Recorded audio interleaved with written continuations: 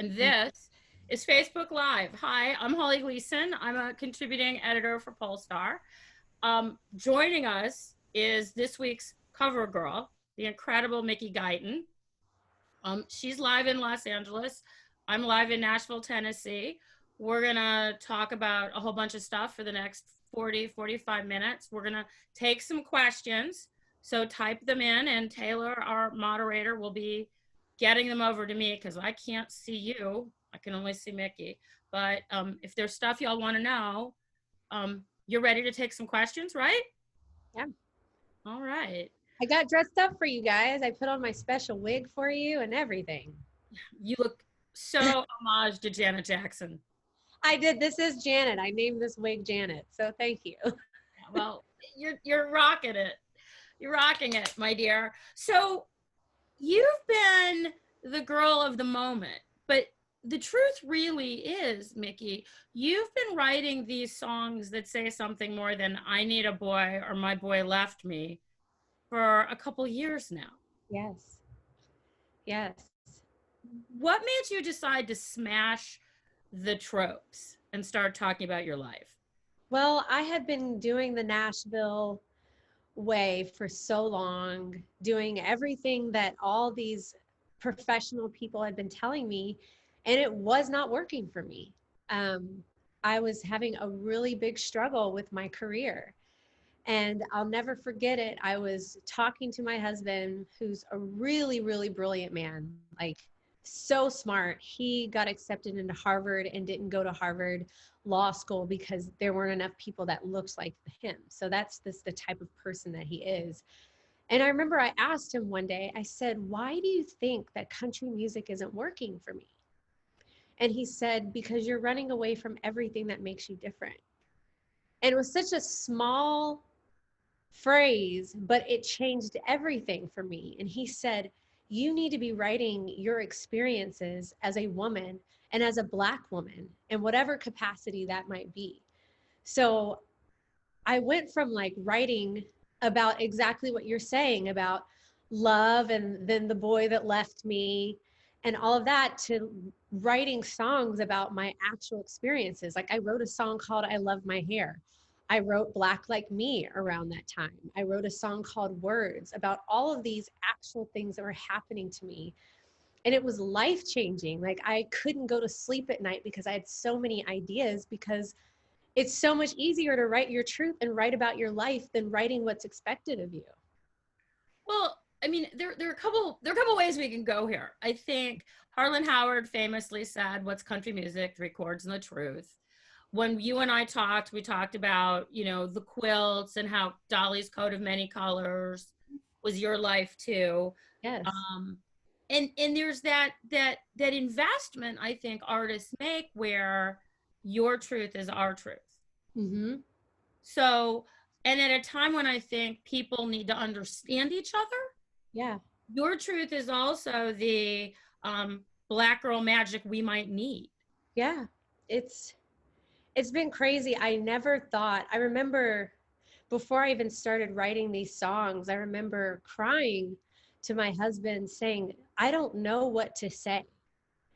Like my story isn't interesting. Like people don't want to hear me. They don't want to hear what I have to say. And I had to just get that out of my mind and realize that every single one of us, Black, white, whatever, we all have a unique story that was given to us, that we have actually lived our whole entire lives. And for some reason, we've been made to feel that it's not important, but it's so important. There were so many experiences that I've gone through in my life that I didn't realize that could be so important to somebody else. And even though we do have different stories, the stories are healing. Absolutely. Go ahead. Yeah, just stories are healing. Yeah.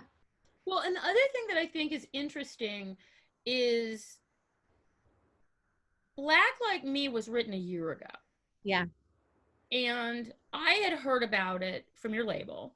Mm-hmm. And you went out at Country Radio Seminar and you sang What Are You Gonna Tell Her, which is a song about you tell your little princess she can be anything she wants. Mhm. But then when the best friend takes advantage of her, Mhm. possibly gets her drunk at a party and has sex with her and tells all his friends, right? Mhm. Or Yeah. when she can't get ahead, or when she can't have a family. Like, Yeah. you've told her all these stories. Yeah. Now what are you going to tell her? Yeah. And it's pretty challenging to do it at a country radio seminar, but you Yeah. got a standing ovation. Yeah. What runs through, and this, I'm setting up another question. What runs through your heart or your body when you've basically said, you're not playing women, so what are you going to tell us? Yeah. And then everyone's on their feet. What is, Well, honestly, that moment, first of all, that song was written out of desperation. I had went to the Universal Grammy after party this year. Um, and I remember being in a room full of massively successful people that I had no room or I had no place in being there. But there was like Billie Eilish was there, Haley Steinfeld was there, all of these beautiful, successful women.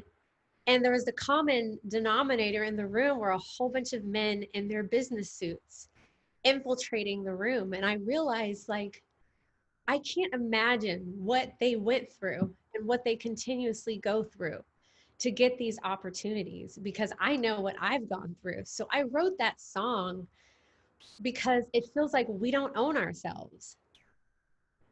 We don't, and it's a really heavy thought. And so I wrote that song basically saying, like, I've been that little girl. There's a little 7-year-old little girl right now who wants to sing country music, and I don't have anything encouraging to tell her. That I can't tell her, just work hard, you're gonna make it, or you are so talented that you're gonna make it no matter what. I can't say that because it's not happening. right. And so when I sang that song at country radio seminar week, I remember I kept saying, this is not about me. And so much music is always very kind of selfish. As artists, we're very narcissistic.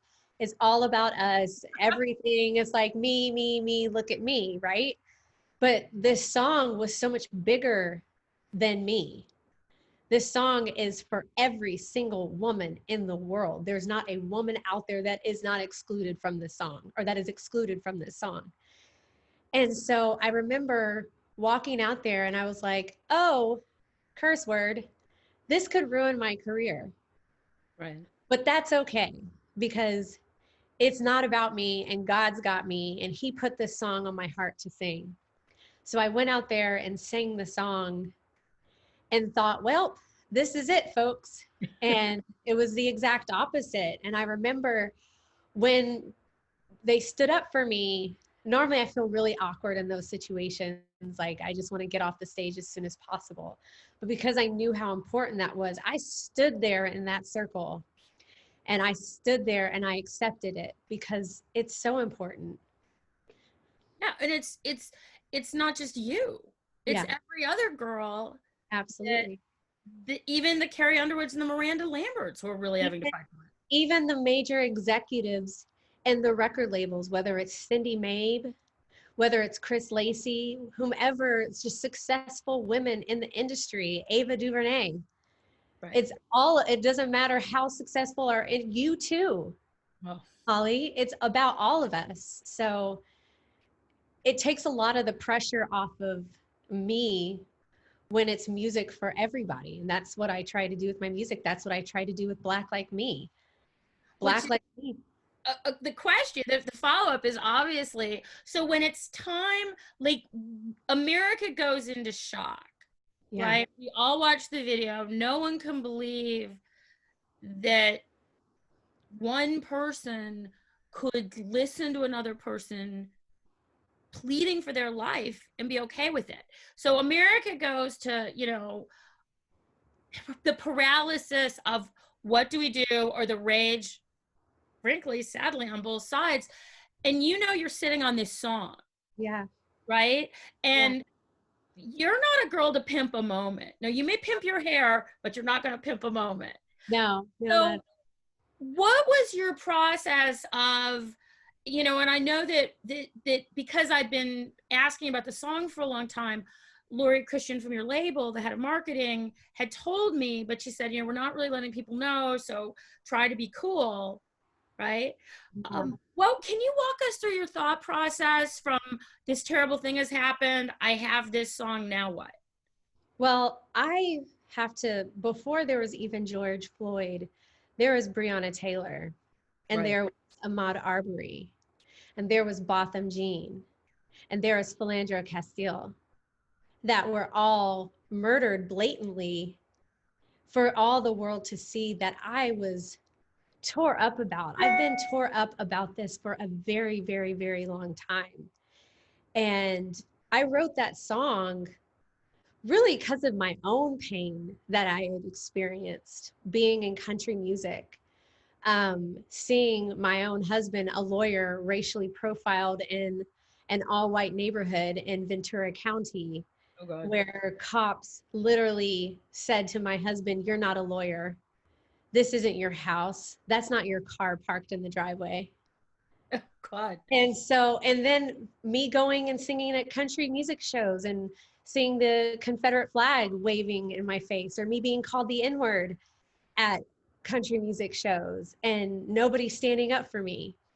So I've already experienced my own pain, and then seeing all of these other people, like when I see Ahmaud Arbery and George Floyd, I see my brother, I see my father, I see my nephew, I see my husband, I see my future children.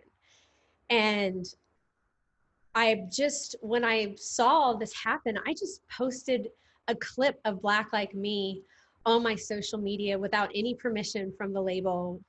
I didn't ask anybody. I just put it out there and I said, this is for Ahmaud Arbery. This is for Breonna Taylor. This is for George Floyd. And the response came from that, from a simple post that I didn't,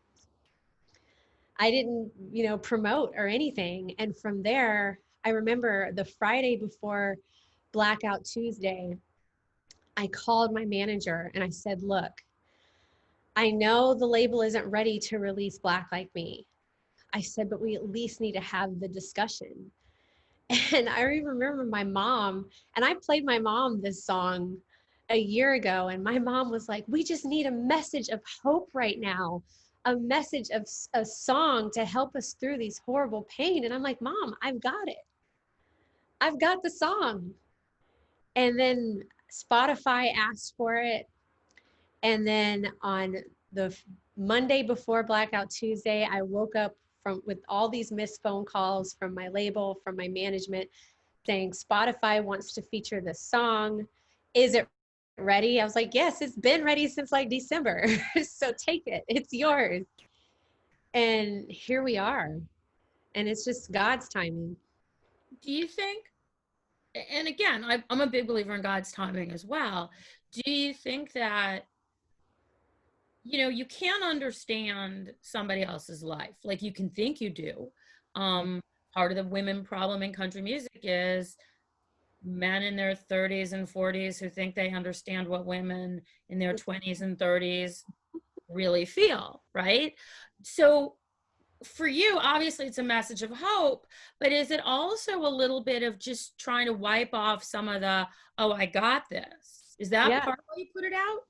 Absolutely. Absolutely. It was because I don't got it. Right. It is very hard. Releasing a song like that was showing like the very vulnerabilities that I go through and that Black people go through on an everyday basis. Us walking into a grocery store, or me walking into any kind of store, and making sure that the sales associates know that I'm not trying to steal, and showing that I am approachable and that I'm a good client. Like, that's the kind of things that a lot of Black people have to deal with on an everyday, or even as something as simple as me needing to go to Walmart or any major superstore really fast to get hair products for my hair, and I have a shelf designated for Black hair. Black people just get a shelf at any major superstore, when every other hair care gets a full-on aisle. Right. And so that's what this song is for. But in the same sense, in the bridge, it says, I know I'm not the only one who feels like they don't belong. Like, there are more races, whether you are Mexican, whether you have Asian descent, that have some of these same feelings. Yeah. Oh, and sexual orientation and religion. And I All of mean, we that. could do this all day. Everybody's a snowflake. It Yeah. doesn't necessarily just mean that you're a liberal whack job. But it's an interesting thing. And let me step way back and let's help people understand. You fell in love with country music as a little girl. Mm-hmm. Yes. Like, can you explain that to people? Because I Yes. don't think everyone understands how deep your love is for this music. Oh, yes. So I grew up in Waco, Texas, or Crawford, Texas. And my grandmother, Mary Roddy, who passed away almost 3 years ago, she loved Dolly Parton. And she also grew up very, very, very poor. My mom was the youngest of 12 children.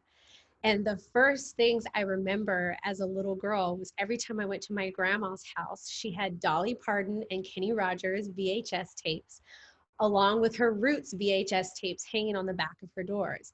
And that's what I watched whenever I went over to her house, was either Roots or Dolly Parton and Kenny Rogers, or Steel Magnolias, or Fried Green Tomatoes. Like, really beautiful. I love Southern movies, but it is really in my DNA. I have cowboys in my family. And so, yes, I grew up loving Dolly Parton. And one of my favorite songs of hers is Coat of Many Colors. And the reason why I love that song so much is because growing up, my grandmother, or my mom, had these quilts, these ugly, no real design, like the stitching was kind of jagged and, off. And my mom had all of these quilts. I never knew why they were and why they looked like that. And it turned out my grandmother was so poor that she couldn't afford to buy blankets for her children. So she made quilts out of her clothes. And so, Dolly's life is so parallel with a lot of what my mom went through. And that's why I love Dolly Parton. I wanted to sing country music because I saw LeAnn Rimes sing the national anthem at a Texas Rangers baseball game when she was like 10 years old. And I'll never forget it. I was completely mesmerized that there was a girl that was my age that sounded like a grown woman. And it's so true that you see it, you can be it. And when I saw LeAnn Rimes, I saw myself. And that's one of the issues, I think, when we talk about what are you going to tell her and sister and Black like me is, see it, be it, see it, believe it, be it. Mm-hmm. Right now, women's voices, I mean, we're making some progress, but for a little girl growing up, There's so many women. right. It's so it's that weird thing of, do you, since you seem to be a very proactive young woman, do you have, beyond your obvious aspirations, do you have a vision for how to get women back in the pool and how to create opportunities for female artists? Well, it starts with us. And it starts from the top down, honestly. And I've really been inspired by the Black Girl Magic movement because Black women have lifted up other Black women up to the top. And that's what needs to happen in country music. We have to really, truly support each other. Just like how the men support the men, we as women have to step up and create these opportunities. And so I actively look and mentor young aspiring singers that want to sing country music. And I tell them that my resources are your resources and I will help you in any and every way that I can, because I know how important that is. And I wasn't necessarily always, I didn't always have a mentor. Right. And I think that that is something that's so important that women must do for each other, is mentor each other. And we have to lift each other up out of these trenches. And it's also the responsibility of the entire industry to create equal opportunities for women. We don't want handouts. Let me make that very clear. We don't want handouts. We don't want you to just play us because you have to. We want you to play us and support us because you want to and you want to see the change. And that's where, you know, sometimes I get trolls that are like, you're just expecting everything to be handed to you. And I'm like, no, actually, I'm not. But I know some very, very, very talented women that have just as competitive songs as guys out there that deserve their shots too. And that's all I'm saying. Well, and also, don't you think that if decision makers are looking at what does a woman's life really look like? Mm-hmm. It ain't always fluffy and cute and pretty like they expect it to be. Right. No, no. And it's so it kind of creates this trick bag. You know, both Miranda and Carrie 2 years ago took all female tours out. Mm-hmm. It's beautiful. We need that. But the thing is, when you're not playing women, we can't go on tour. And there we can't headline our own tours. And that's why there's such a big discrepancy even in the tour industry, is because if women aren't going up the charts, we can't tour, because we are a heavily radio driven world, terrestrial radio driven world.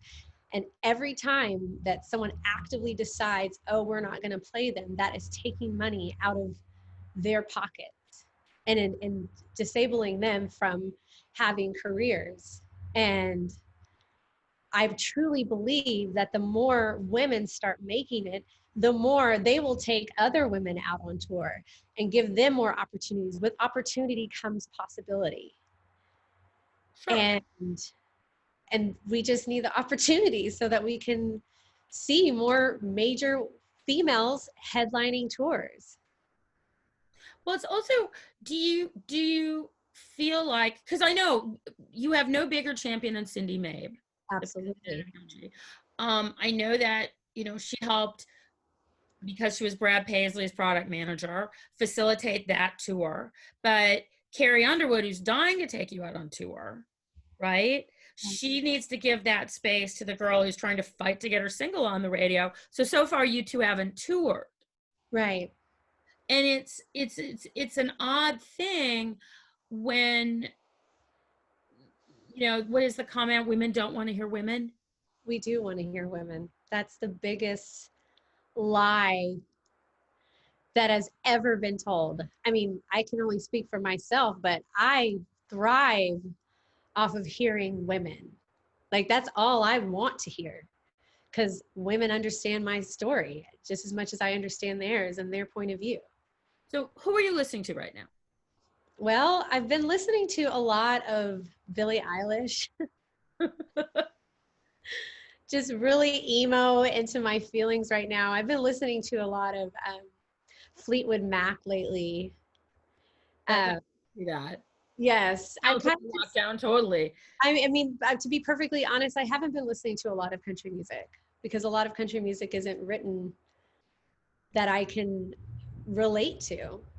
You know, like, I need messages of healing, and right now, country music likes feel good, up tempo, beer drinking songs. And as much as I appreciate that, if I'm out on a boat or out at a pool party, but right now I'm stuck in my house and I need inspiration. And right now I'm just not that inspired. I listen to Dolly Parton. Everyone should listen to Dolly every day. Yes, yes. And you're also, I mean, you're taking this time, this internal time to be creative. Didn't Yes. you write a song that's going to be coming out maybe at the end of the month? Yes. Did you get in quarantine? Tell me Yeah. about the song. I've been writing actually a couple. There's one called Bridges and there's one called Heaven Down Here. And I wrote them via Zoom, and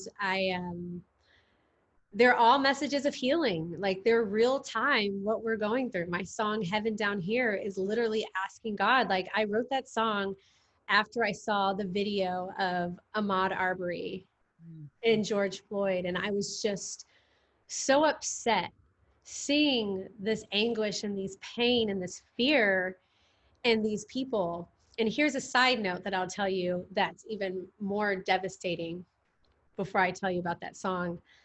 So I wrote these songs during all of the protests, and I live in downtown LA, and the cops, they will literally ride up and down the streets of LA like 20 deep, just going. And so I live across the street from a school, and there was a black security guard that did not see me seeing him standing outside, but we heard all of these cops. And I saw the fear and terror in this security guard, and I saw him starting to run because he thought the cops were coming after him. And it's such a heavy, it's so heavy to think about that, right? Right. And so I wrote that song because I had so much pain, and the song is just asking, saying, hey God, if you've got a little love down there, please rain it down on us because we sure need it. And I've just been writing a lot of healing songs because that's what I need. And my song Bridges that I wrote, that's a song about bridging the gap. Let's build bridges and not division. Which is, again, you get to choose one or two ways. We can be angry and hate, or we can talk to each other and understand. Yeah. And as my dad would say, understanding is love. Yes, absolutely. Listening is love. Do you oh, we have a question. Mark McEwen, Hello, Mark. the famous host of Live by Request and CBS This Morning, wants to know how you write. And do you have songs that are in various phases? And when are we going to see a debut album? Yes. So I write, it always starts with a title for me, because with a title comes a concept. For instance, Black Like Me. I read that book. Black Like Me is a book written in the 1960s by a guy named John Howard Griffin, who through radiation darkened his skin to look like a black man and moved to the deep south to see what it was like to be a black man in America in the 1960s. And I wrote that song based on just the title alone. So I always start with a title or some kind of emotion. I'm an emotional writer. I'm an emotional person, and I can't just write a song just because. There has to be a reason for it. And I do have a lot of songs in various places. I have some songs that just have a verse and a chorus. I have some songs that just have the music right, but everything else is wrong. And what was his other question?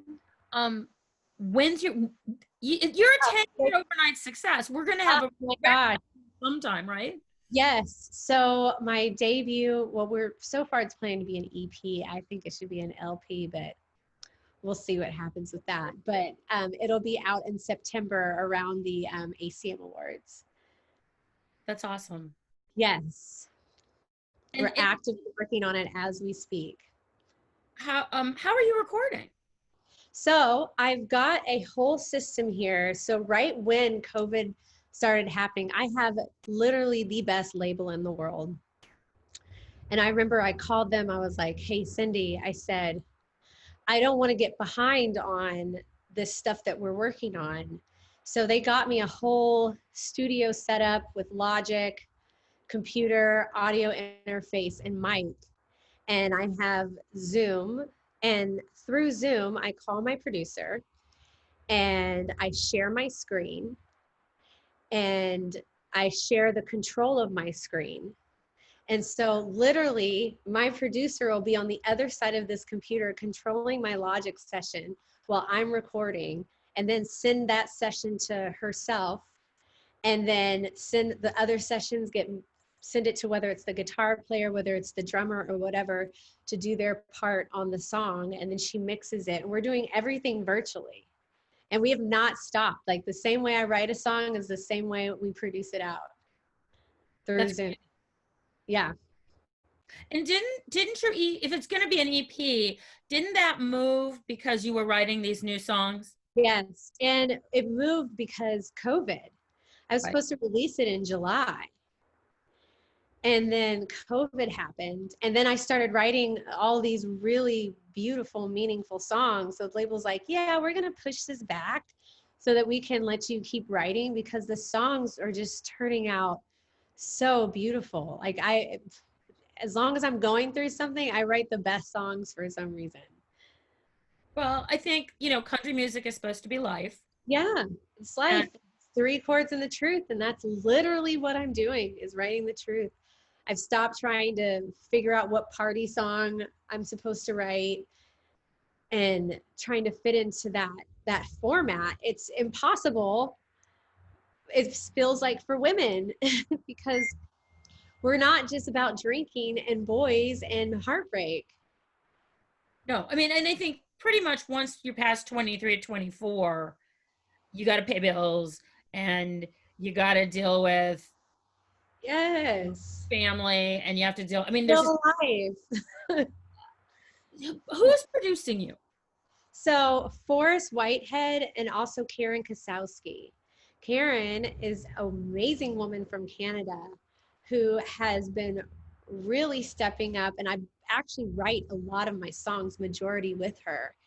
And she would just do the demos and they were turning out so beautifully, and she understands my voice so well that she started producing other songs that are outside of the rights that she and I have had. And she is just so great. Her name is Karen Kosowski. She's from Canada, and she just signed her publishing deal with Sony ATV.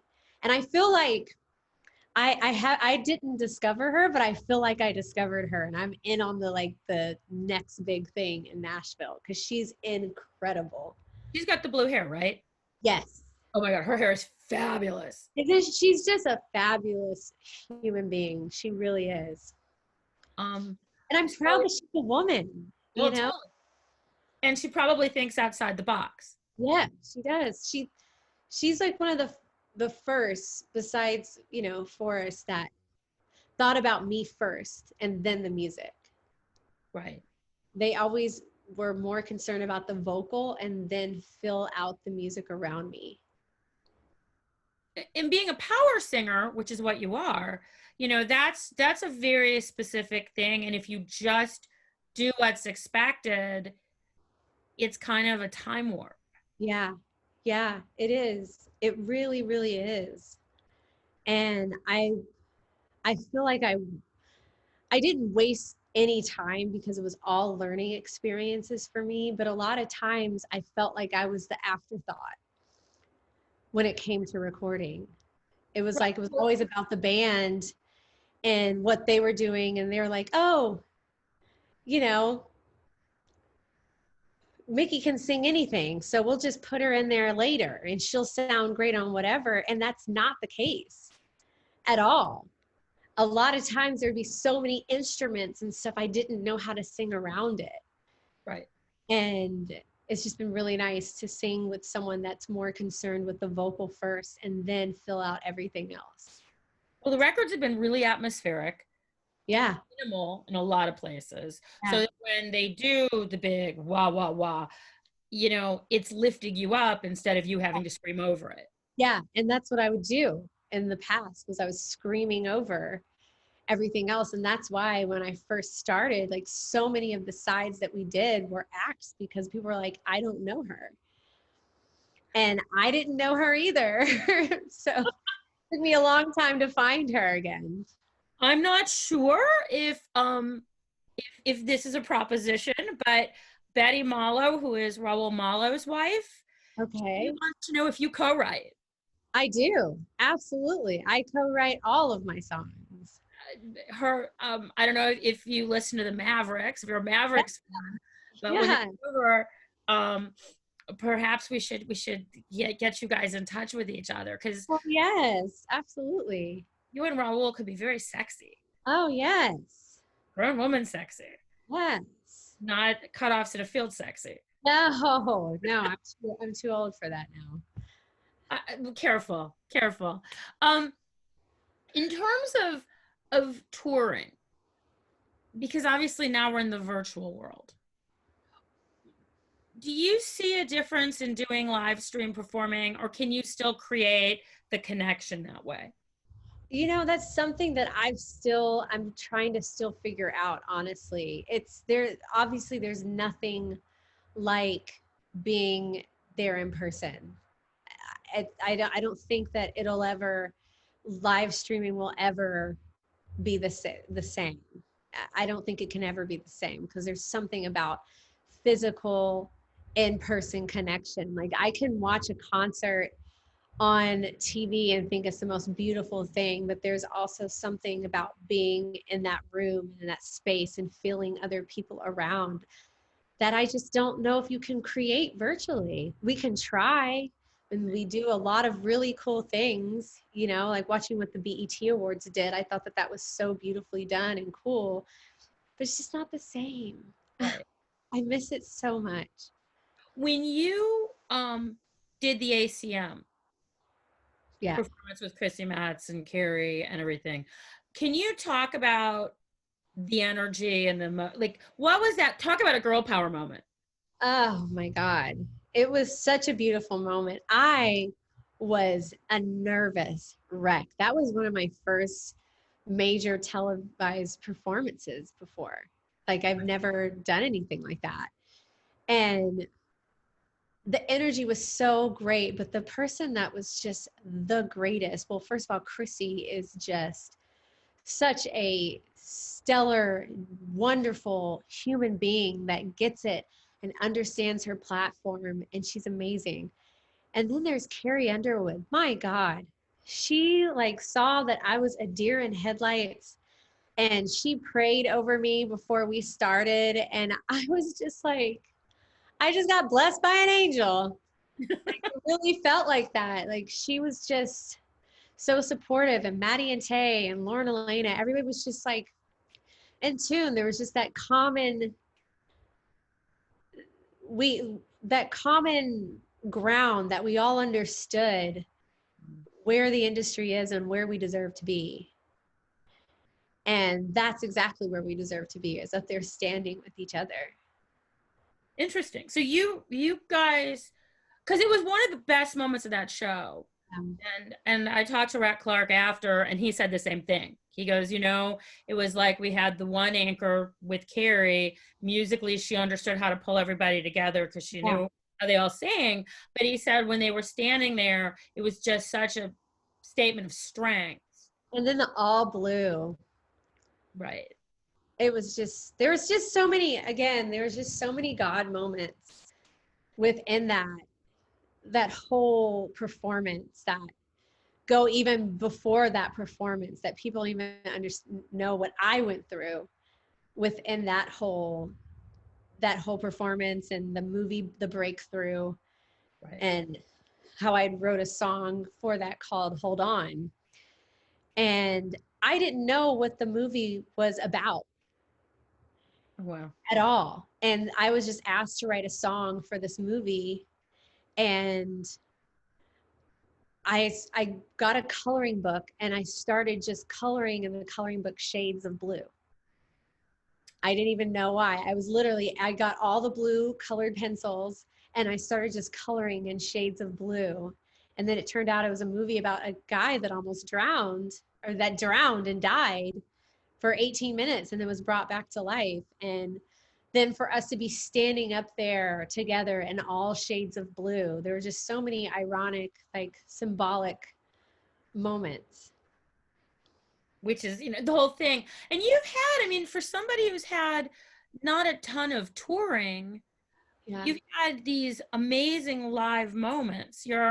Dan Rogers from the Grand Ole Opry talked about, you know, you walked into the circle at the Ryman for your debut, and he said you could feel it. Like the second she hit the circle, everybody looked up. It was crazy. And he said, you know, and what's hard about the Ryman is, or the Opry, you have so many different kinds of people coming that it's hard to have that universal connect. Again, there's all God moments, girl. But you also kind of crushed your song. Do you remember singing it? Do you have any recollection? I remember I was an emotional wreck. I was crying the entire day before and after because it was such a special moment. Like it's the Opry, you know? Like it's not some regular performance. It's the Grand Ole Opry, and it was at the mother church of country music. So there were just so many moments. And I remember I had my whole family there, and when they stood up, I almost cried off my eyelashes. It was, I'm not kidding. It was a very, very emotional moment. I mean, and for your parents having, Dahlia and Kenny on the back of the door, like, Yeah. did that have a special meaning for them too? My parents are they're very gospel driven people. That's where they live. They're just excited for me to just excited to see me live my dreams. So they're just happy for me. But I can tell you, when they see articles like your article that you wrote, Pollstar, and you see me sitting with my grandma and how much we miss her, and people hearing those stories, her family members hearing those stories, it's really bringing the family together, really, for them to see how much of an influence that she had on my life. I bet. And that's, I mean, again, that's part of what country music, it Yeah, seems to get sown when we're kids. yeah, And they may pop up in unusual ways. yeah. Because Masvin Fikadu from Associated Press, right, the music editor, he said, he goes, look, she could do anything. She could do pop, she could do urban, she could do gospel, but she wants to do country. I do. As hard as that is, right, as a woman, as a black woman, as a black person, Yeah. why do you want to do country music? Like, what is it?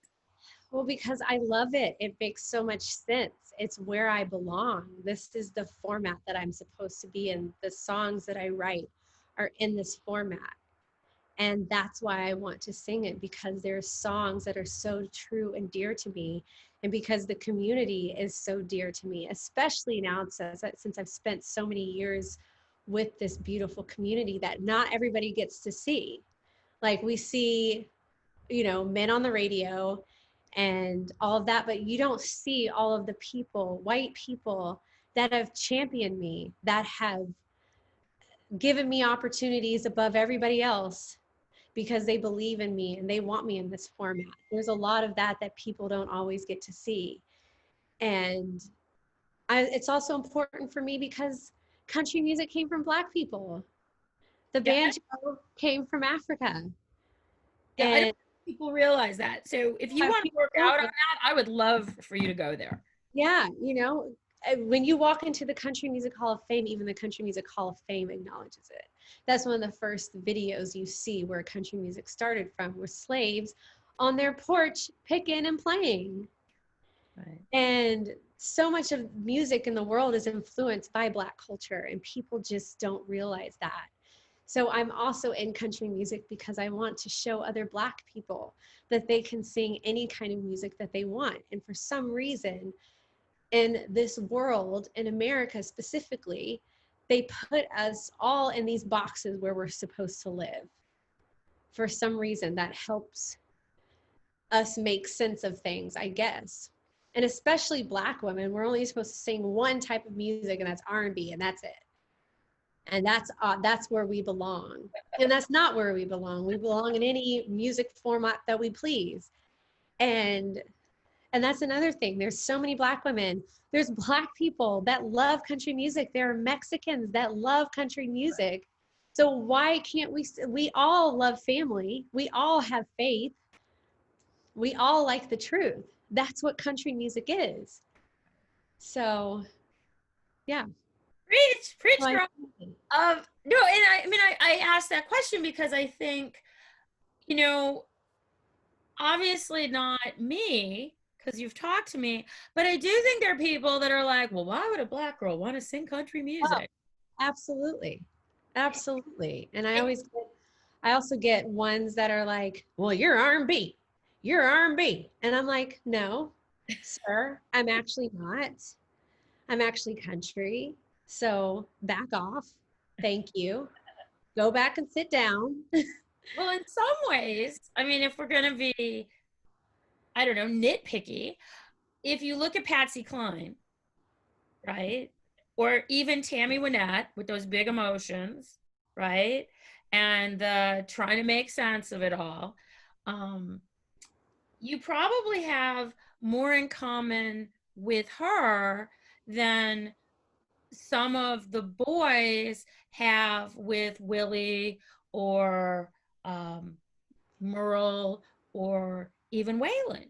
Or we can go even further, and a lot of these country songs that you're calling country have trap beats in them, Right. and singing R&B melodies in them, and their flat-billed hats and Timberlands, which is worn by the Black culture.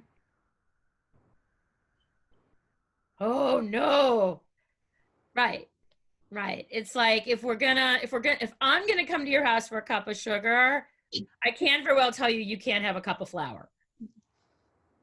Right. There you have it. Kind of, sort of. And I mean, and I only bring it up because, you know, when we talked, one of the things that you said that made me kind of go, because as you know, with Woman Walk the Line, my whole book is about how a woman's music changed another woman's life in Mm-hmm. a profound way. Um, you you're setting the table for all women. And when you I'm drop the sitting down fact at this table. that more Black men are having meaningful success Mm-hmm. at country radio Mm-hmm. than women, period. Mm-hmm. Even me being face down in that as a discipline of study was like, whoa. Mm-hmm. It's true. It's true. More men of color are having more success than white women. And I'm very happy for all the men of color that are having success. I am so happy. Jimmy Allen has asked me to be on one of his songs. I'm so grateful and so proud to see more Black men within the format. I do still want to see more women getting their shots and getting number one songs as well, because the more shots that they get, the more opportunities they can give to other women like myself, so that we can get opportunities as well. And there's major discrepancies. If anybody needs any information on it, there's a woman, her name is Jada Watson.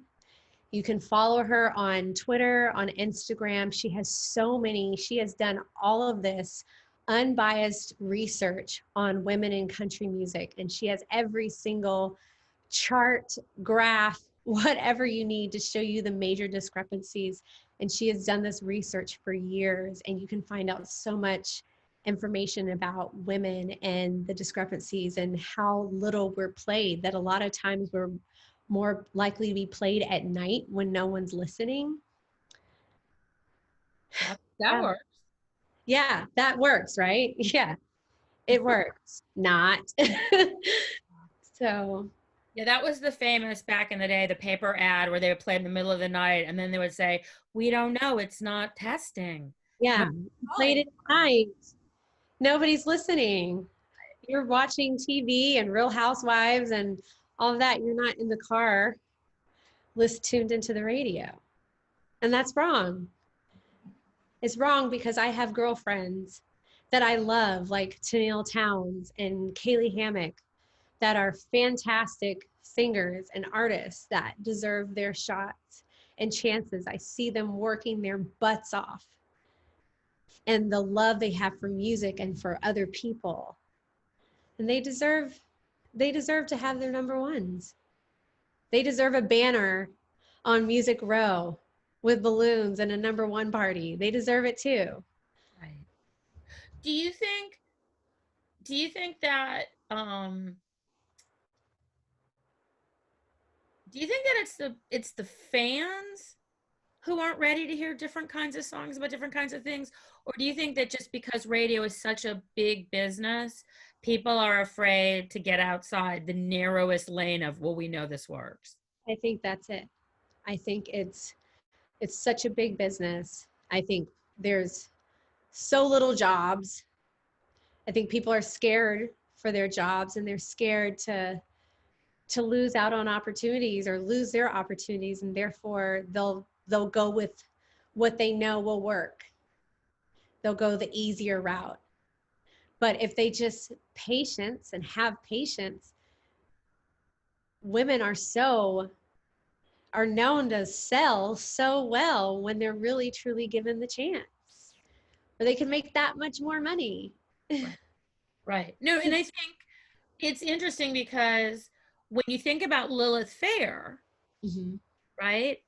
Not necessarily everybody was a big radio, but that collective power of women together, it was huge. Yes, the collective power again. That's why I look at the Black Girl Magic movement. It is so powerful, and white women need to do the same for each other. The power in that is so unmatched. You can't match it. You can't break it. Perfect. Um, we're technically out of time, but I know you may have stuff you want to talk. Is there anything you want to say before I let you go? I've just enjoyed talking with you. I just appreciate everything that you're doing within the industry, and the story that you wrote on me just was touching. I cried the whole time reading it because you told my story so beautifully and so well. And I just thank you. And thank you, Pollstar, for giving me this opportunity. I really, really, really, truly do appreciate it. Well, we were honored. It's easy when the story is great and when the truth is strong. So It's strong. sometimes it all works out. All right. Well, everybody who came by, thank you, Betty Malo. We will try to get a co-write on for your husband, and have a beautiful, loving day. Thank you. You too.